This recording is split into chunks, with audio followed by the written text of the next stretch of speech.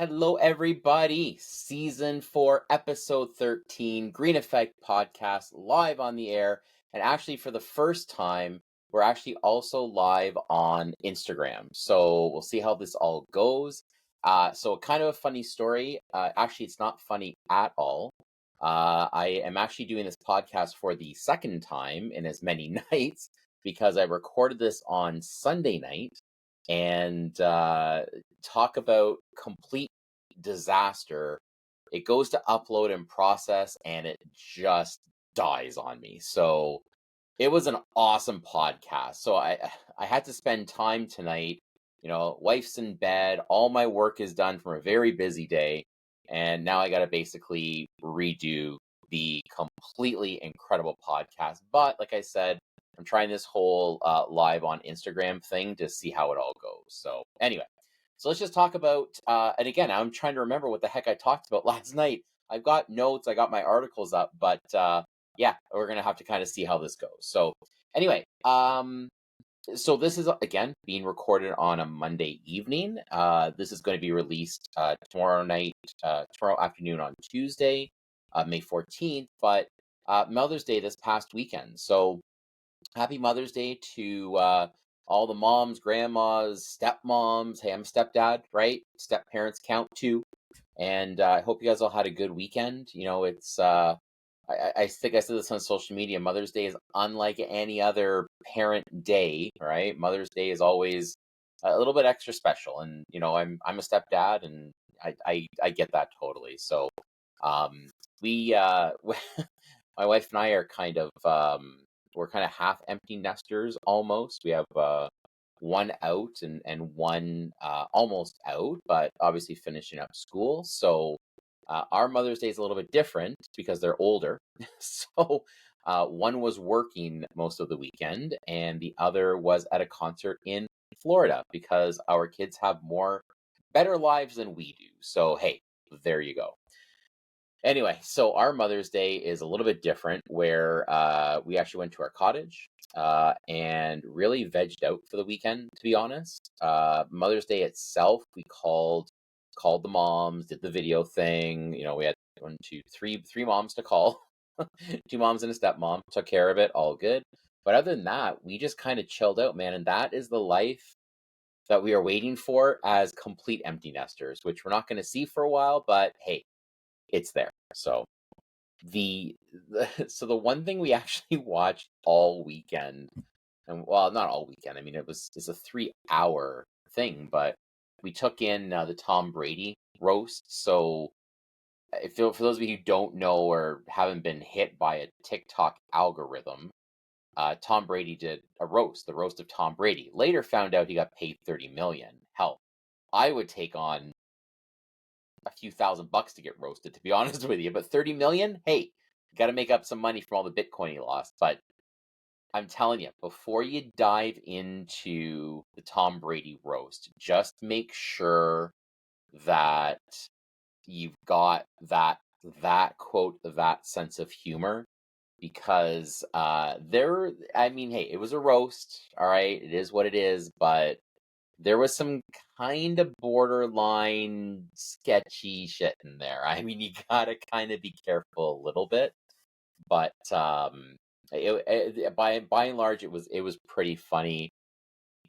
Wouldn't want to be Kim Kardashian or Giselle, right? His ex-wife, but anyway, it's a little risky. So before you take that on, just be prepared. Anyway, no, I didn't have a podcast last week. I was at a conference in downtown Toronto.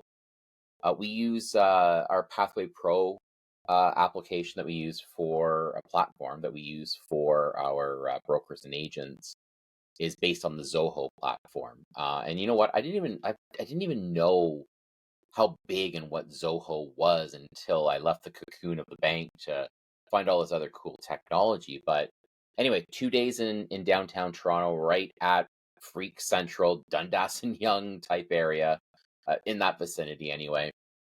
And for those of you who don't know, like I'm a Toronto boy, right? Born and raised in Scarborough. Used to hang out in downtown Toronto as a teenager, and did the club scene. Yes, Stephen went clubbing as a legal drinking individual for the most part. And, you know, yeah, things have been updated here and there, but I will say it's changed, but it hasn't changed. And, I think believe it or not, they've actually cleaned it up a little bit, which is kind of nice to see. But, you know, you walk through downtown Toronto, and my hotel was at Carlton and Yonge, right by the old Maple Leaf Gardens, and uh, the site where they actually had the conference was over at the King and University area, which was actually where one of my old branches is. And it's changed, but it hasn't changed. And I never once, just like when I was younger, I never once felt unsafe.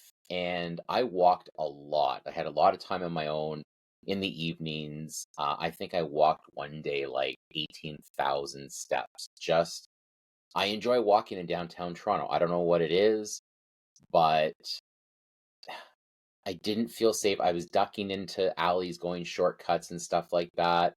Yeah, homeless people, whatever, but I just didn't feel unsafe in downtown Toronto. And maybe it's because I grew up there. I don't know. I can't imagine my wife, who um, was born here in Kitchener, Waterloo, Cambridge. I can't imagine she would feel like safe down there. But for me, it's just downtown Toronto. It is what it is. And I think, you still have the homeless issue. You still have a bunch of different events going on and people singing. There was a guy in an electric wheelchair doing wheelies, like, anyway, it's nice to go back for a couple of days, take it all in, but then it's also nice to get home and kind of get out of downtown Toronto. So anyway, that's where I was last week. That's why we didn't have a podcast.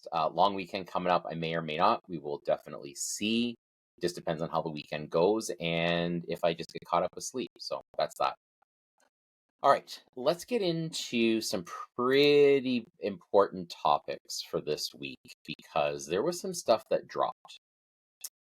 And some stuff was kind of sad, and other stuff was kind of like, what are we even talking about? So I'm going to go from sad to that's unfortunate to that is some crazy, crazy shit in that order through this podcast. Okay. And the folks who are listening on Instagram Live, I am not taking your questions. You're simply here just watching a live broadcast of episode 13, season 4 of the Green Effect podcast because I had to do this twice. All right. So first and really freaking important, foremost. So London, Ontario, very, very high producing mortgage broker. Forest City Funding, which is a brokerage with Dominion Lending Centers, unfortunately has been fined, will lose his license, and to quote the article, for those of you who are watching online on YouTube and on Instagram, I'm just reading off my screen here, accused of dishonest practices. And let's just talk about this because I spend a lot of time with this, even with my team, and coming out of 25 years of banking, it's all about managing risk and managing reputation risk. And, it's kind of sad because I'll be very honest and I want to be very upfront about this. I don't think that this involved all of the agents. I think it was mainly the guy that got accused of it. Gentleman's name is Bill. I might pronounce this wrong. Hansemi. And this is going to do a number on Forest City Funding, who has 400 agents under their umbrella. So let me just talk about, because I've read a lot online and I've done some research on this, and he's being fined like I think 110 grand, but more importantly, he's probably going to lose his license. So let me just talk about kind of what has happened, because I did read to kind of do some research to figure out what happened. So where this has all kind of come into play is it sounds like he was doing mortgages. And let me give the examples, maybe the best way to put it. So you purchase a house for 300,000, and a client says, I don't have a down payment. Okay, what do we do? In this scenario, no problem, we'll get you the down payment. We'll get you the 5% down payment or whatever it is. And where are you going to get the money from? What they were basically doing is, hey, we're going to do a private mortgage or give you a promissory note or something like that. We'll get the mortgage from the first lender, TD, BMO, Scotia, whoever, but we're going to say it's a gift. Or I don't know if they went this far. I don't know. Don't quote me on this as to what happened, but did they come up with fraudulent documents to show a down payment or something like that? Okay, I don't know. But basically, the extra 15,000 for the down payment was being registered behind the first mortgage, which is not allowed. And it sounds like the first position lenders found out about it, found a pattern, reported it. And so basically, where these first lenders were a little bit pissed off is that now all of a sudden they're not at 95% loan to value, where the client has a little bit of skin in the game, which also compromises probably the default insurance, right? But now we've got clients at 100% loan to value, which maybe they shouldn't have bought a house to begin with if they didn't have the down payment, and B, it just compromises the loan altogether. So this is the things that he's being accused of, and it's kind of sad because reputation risk, man, reputation risk, and this is where it's a little bit concerning. So we'll see what happens. I genuinely do kind of feel bad for the agents that are with that company, because I don't think it was them. I think it was a guy, and it's not worth it, man. I've said it on the show before. A deal is not worth your job or destruction of a reputation. So anyway, we'll see how that all plays out. But like I said, very, very unfortunate. In a small town, not even a small town like London. London's a big town. I work out of London. So, all right, moving on along. So, Canada Post. Let's talk Canada Post, because Canada Post has got some issues. And I'm looking at a picture. For those of you who are listening through the audio part, I'm looking at a picture of a Canada. It's so sad. A Canada Post mailbox that is up to half the mailbox in water because it is underwater. I get the humor behind it, but it's kind of sad. So Canada Post, and this part here is also kind of sad. I'm still on the sad part of my podcast. So Canada Post lost $748 million. $748 million last year. Okay. So this kind of makes sense, right? Let's just look at the generations that are coming through right now.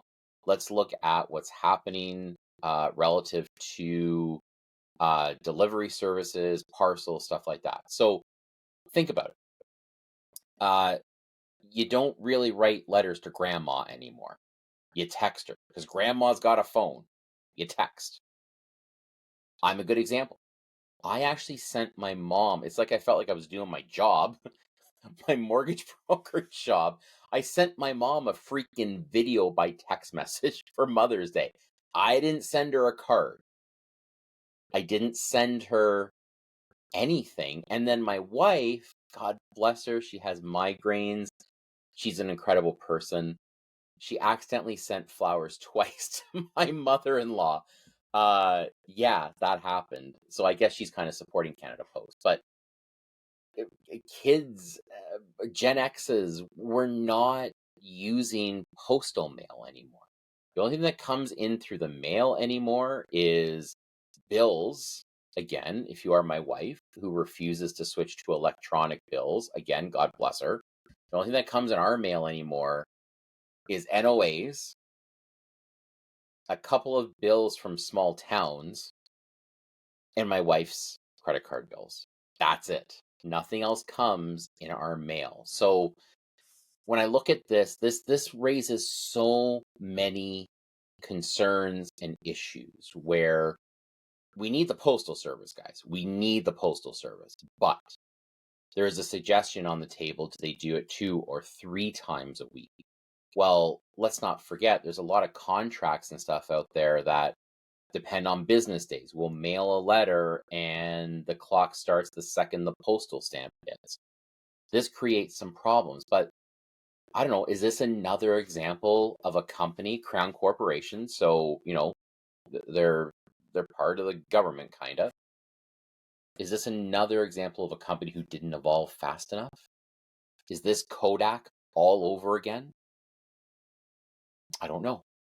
I don't know. And listen, it's like $1.10 or something like that to mail a freaking letter. So now people are, and I know it's $1.10 or whatever it is, $1.08, $1.06. I don't know.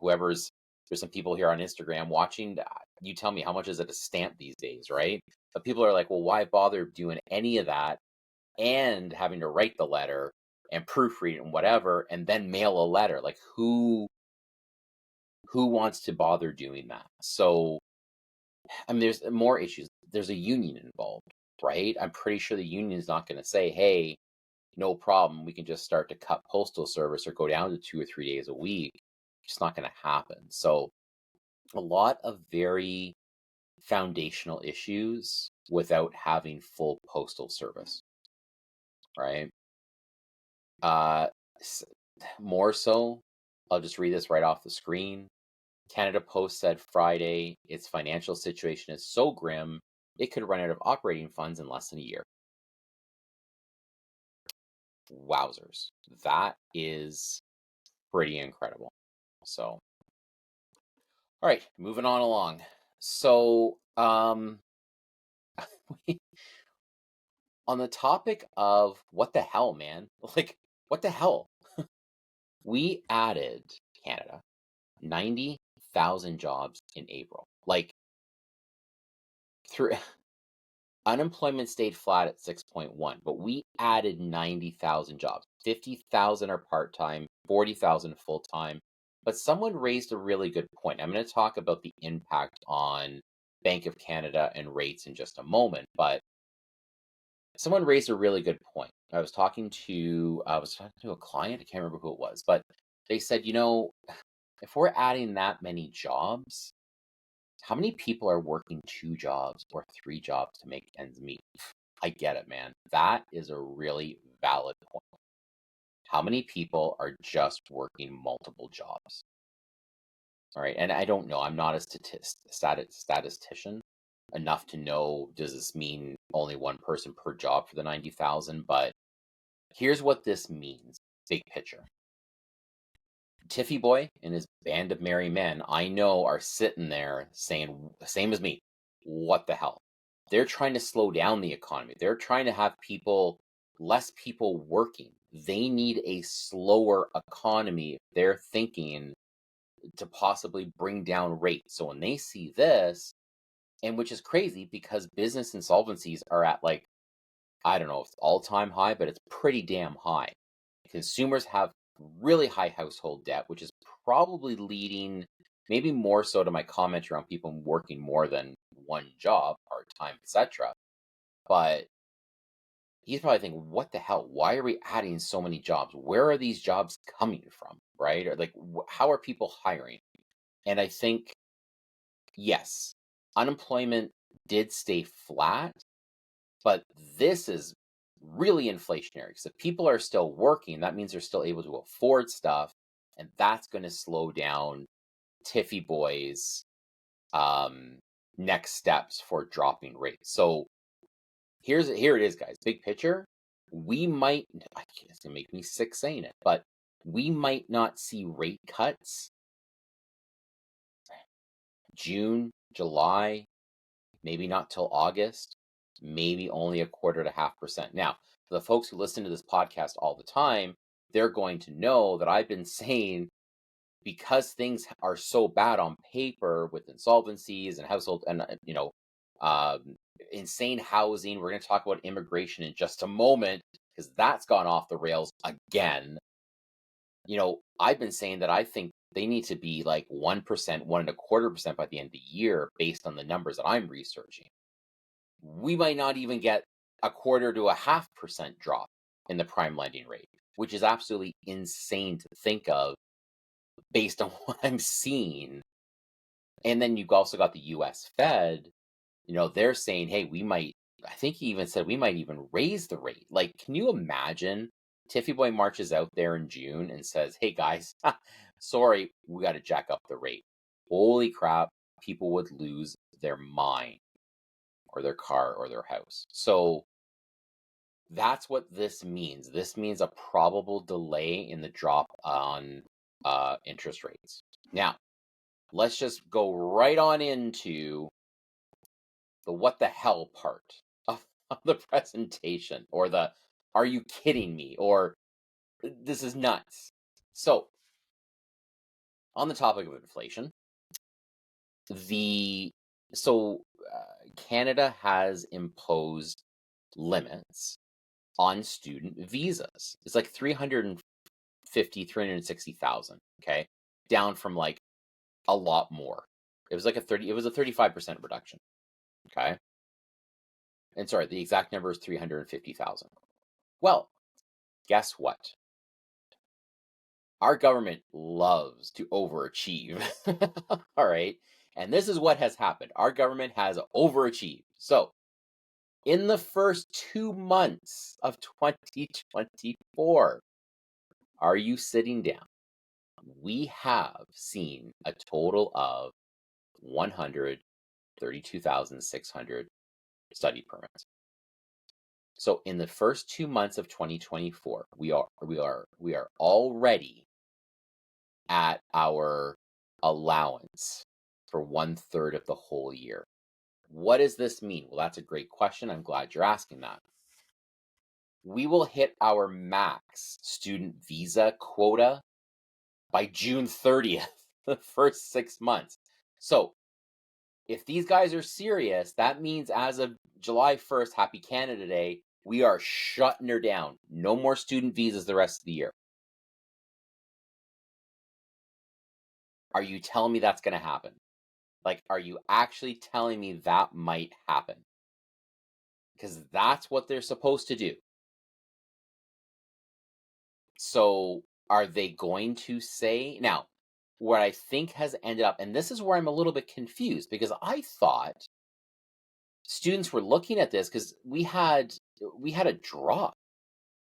I thought students were looking at Canada and saying, hell no, I'm not going there. It's insane, too expensive, living on the street, 8 people to a room. But apparently, you give them a number and we try to beat the number. Like, it's FOMO. This is like the 2021 housing market. It's FOMO, fear of missing out. I don't know. This one, I don't know. So I would like to see the government shut her down. Now, is the government in July 1st going to say, yeah, you know what? We're just going to let a lot more people in because you know what? People want to be here. Of course they are. Not the right thing, but JT, if you're listening, I double dog dare you. You and Christia Freeland, well, she's finance. She doesn't care too much. We definitely know she don't care too much. She doesn't answer questions anyway, but regardless. Okay. Now, last topic of the day. How am I doing for time? That doesn't matter. It's my podcast. So, I don't even know what to think about this. This is off the charts insanity. So, part of it I'm going to have to read off the screen because you can't even fathom. So this is back from mid-April. I'm just getting to it now. I don't want to hear about that. A Montreal tenant was audited and ordered to pay the tax he had failed to withhold on the monthly rent to his non-resident landlord, as required by law. As a result, was ordered to pay 6 years worth of tax, as well as, because insult to injury, compounded interest and penalties. And if it's CRA, it's probably daily compound, knowing them. The Canada CRA could not collect against his overseas landlord, so the Canadian tenant was on the hook. All right, so here's the dealio, okay? On the topic of crazy. So if you are a tenant, you are in competitive situations, you are trying to find a place to live, you're paying a ton of rent, and you know what you're supposed to ask the landlord who owns the place? Excuse me, sir, could you prove, or ma'am, could you please prove to me your citizenship, or confirm by way of documentation, because you got to confirm it by documentation, because otherwise it's just pie in the sky. Can you confirm that you are a confirm that you are a tax resident of Canada, please? Because if you're so honest with me and show me the paperwork saying that you are a non-resident for tax purposes, if my rent's $2,000, I need to keep $500 of it by law and send it up to the government at tax time. You're okay with that, right? It's not going to go over real good. So this poor guy, this guy in Montreal should not buy a lottery ticket. He should not walk past a black cat. He should not walk underneath a ladder, because that is certain death. So just to read a little bit more to this, because the next part of this is actually kind of sad as well. Last year, the tenant took the Minister of National Revenue, whatever the hell that is, probably Chrystia Freeland's friend. He took the Minister of National Revenue to court, arguing that he did not know his landlord was a non-resident. No, you're right. The tenant, whose Italy-based landlord, oh sure, I see where this is going. As someone who's half Italian, I see where this is going. Mob front. I'm just kidding. The tenant, whose Italy-based landlord owned a single unit in a Montreal building, lost the tax court appeal on the grounds that they were a Canadian resident paying rent to a non-resident landlord, and were therefore required to withhold and remit 25% of the rent to the CRA. Ready for this? Just because, why the hell not? The judge acknowledged the harsh consequence. Basically, I know this sucks, but in her decision, it was a female. In her decision, she held the resident payer or renter liable. Where is the? Oh, here it is. Not knowing a landlord is a non-resident is not considered a valid excuse. Holy crap. It's concerning, they say, but it's very hard to go after the non-resident. So they put the burden on the tenant.